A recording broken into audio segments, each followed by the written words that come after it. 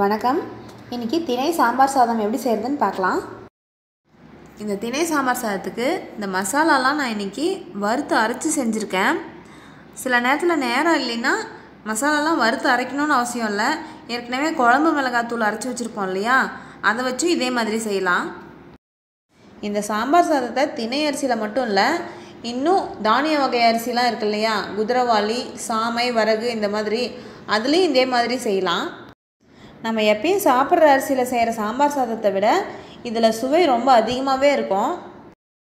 அது மட்டும் இல்லாமல் குறைஞ்சது மாதத்தில் 2 தடவையாச்சும் இந்த மாதிரி தானிய வகை அரிசிலாம் எடுத்துக்கிறது உடம்புக்கும் ரொம்ப நல்லது. சரி, இப்போ இந்த திணை சாம்பார் சாதத்துக்கு தேவையான பொருள் என்னன்னு பார்க்கலாம். திணை அரிசி 3/4 கப், துவரம்பருப்பு 1/4 கப், எண்ணெய் 2 தேக்கரண்டி, காஞ்ச மிளகாய் 5, மிளகு 1/2 தேக்கரண்டி, கொத்தமல்லி விதை 1 தேக்கரண்டி, கடலைப்பருப்பு 1/2 தேக்கரண்டி, உளுத்தம்பருப்பு 1/2 தேக்கரண்டி, சீரகம் 1/2 தேக்கரண்டி, வெந்தயம் 1/4 தேக்கரண்டி, கருவேப்பிலை 1 இனுங்கு, பூண்டு 10, சின்ன வெங்காயம் 10, மஞ்சத்தூள் 1/4 தேக்கரண்டி, உப்பு 1/2 தேக்கரண்டி, வேணும்னா அதுக்கப்புறம் பத்தலைன்னா சேர்த்துக்கலாம், தக்காளி 1, பச்சை பட்டாணி 1 கப், கேரட் 1 கப் 1 எடுத்திருக்கேன், கொத்தமல்லி தழை 1 கைப்பிடி. இதில் நமக்கு விருப்பப்பட்ட காய்கறி ஏதாச்சும் சேர்த்துக்கிறதுனாலும் சேர்த்துக்கலாம்.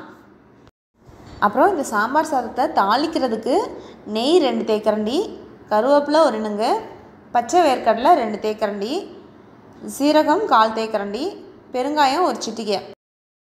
இனி இந்த திணை சாம்பார் சாதம் எப்படி செய்கிறதுன்னு பார்க்கலாம். முதல்ல இந்த திணை அரிசியும் பருப்பும் தண்ணியில் கொட்டி கழுவிக்கலாம். இந்த அரிசியும் பருப்பையும் தண்ணியில் போட்டு 2 தடவை கழுவிட்டு அதுக்கப்புறம் ஒரு 1/2 மணி நேரம் ஊற வச்சிடணும்.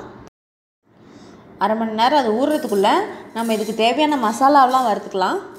இதுக்கு சட்டியில் எண்ணெய்லாம் ஊற்ற வேண்டியதில்லை. மசாலா வறுக்கிறதுக்கு எண்ணெய் இல்லாமல் அப்படியே வறுக்கலாம். முதல்ல மிளகாய் சேர்த்துக்கலாம். வரமிளகாய் மட்டும் சேர்த்துக்கிறதுனாலும் சேர்த்துக்கலாம். நான் சீனி மிளகாய் இருக்கேன்னு அதுவும் சேர்த்துக்கிட்டேன். மிளகு சேர்த்துக்கலாம். அப்புறம் கொத்தமல்லி விதை, இது 2ஐயும் போட்டு நல்லா வறுக்கலாம். அப்புறம் கடலைப்பருப்பு, உளுத்தம்பருப்பு, இது 2ம் சேர்த்துக்கலாம். அந்த கடலை உளுத்தம்பருப்பு கொஞ்சம் நல்லா செவக்கட்டும்னு ஜீரகத்தையும் அதிலே சேர்த்துக்கலாம். அப்புறம் வெந்தயம், அதையும் சேர்த்து நல்லா வறுத்துக்கலாம். இதிலே 1 இனுங்கு கருவேப்பிலை சேர்த்துக்கலாம். அப்புறம் பூண்டு 10, சின்ன வெங்காயத்தை இதிலே சேர்த்துக்கலாம்.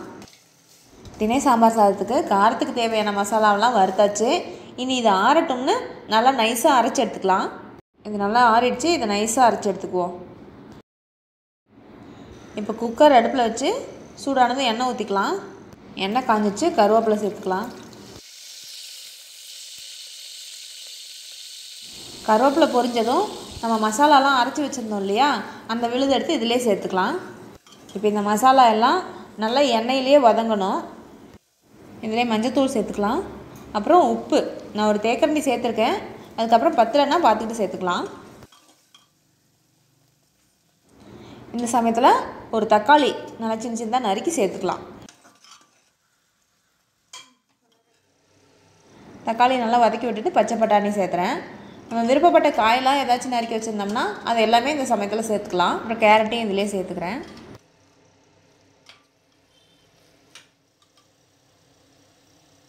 நம்ம நறுக்கி வச்சுருந்த காயெல்லாம் இதிலே சேர்த்துட்டு அந்த மசாலாலாம் நல்லா அந்த காயோடு ஒட்டுற மாதிரி நல்லா கிளறிக்கணும்.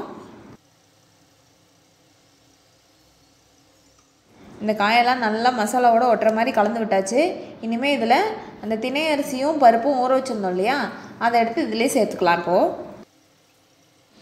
இப்போ நம்ம போட்ட அரிசி பருப்பு எல்லாமே அந்த மசாலா காய்கறி எல்லாத்தோடையும் சேர்ந்து கலந்து வர மாதிரி நல்லா கலக்கிடலாம். இப்போ இந்த சாதம் வேகிற அளவுக்கு தண்ணி ஊற்றணும்.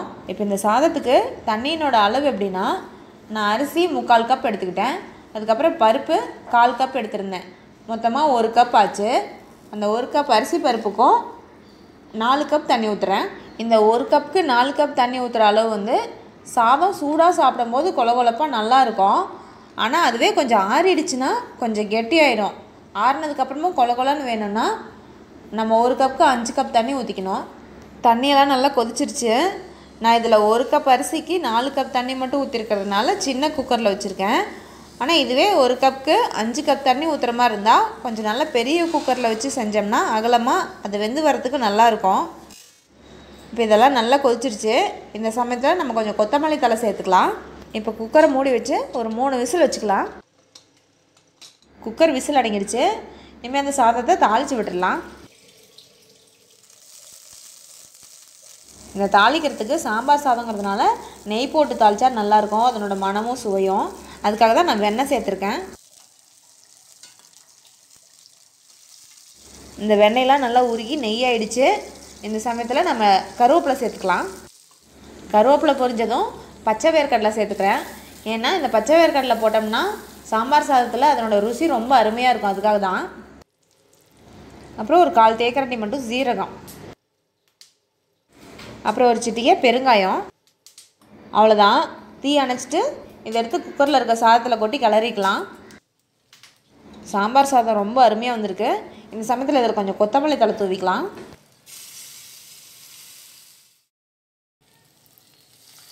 இந்த தாளித்து விட்டதெல்லாம் சாதத்தில் எடுத்து கொட்டி நல்லா கிளறிட்டு ஒரு 2 நிமிஷத்துக்கு மூடி வச்சிடலாம்.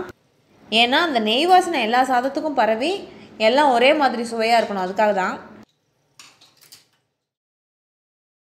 சுட சுட நெய் வாசனையுடன் திணை சாம்பார் சாதம் தயார். சாப்பிடலாம்.